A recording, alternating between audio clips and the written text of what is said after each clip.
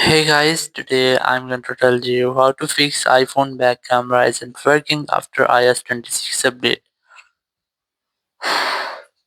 If you are using any iPhone and your back camera is not working after iOS 26 update, so let's see how can you easily fix that issue. So the very first thing you have to check, you have to open up your settings and here go for general, go for software update. You have to make sure that you're connected to internet or stable internet using your Wi-Fi or cellular, or you have to try to check if you have any software update available here. You can see I have any software updates. So tab on this update now option and your software will be updated. And after that, your problem will be fixed because sometimes it might be that your software is not up to date or you have any pending software update.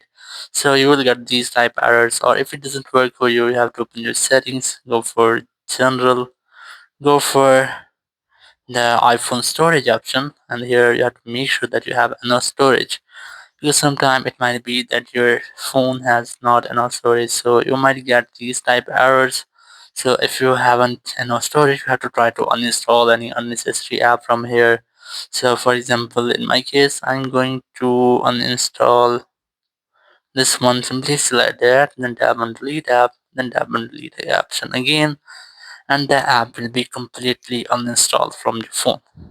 It will help you to free up your space, or if this method doesn't work for you, you have to go to transfer reset iPhone, select reset. So select reset all settings, and here you have to enter your passcode, and after that your all setting will be reset, and you will be able to use your camera app after that, because sometimes it will be that you have enabled or disabled any setting which has blocked your camera, so you have to try to reset all setting. It will not delete your data, so you can easily try this step, and after that your problem will be fixed.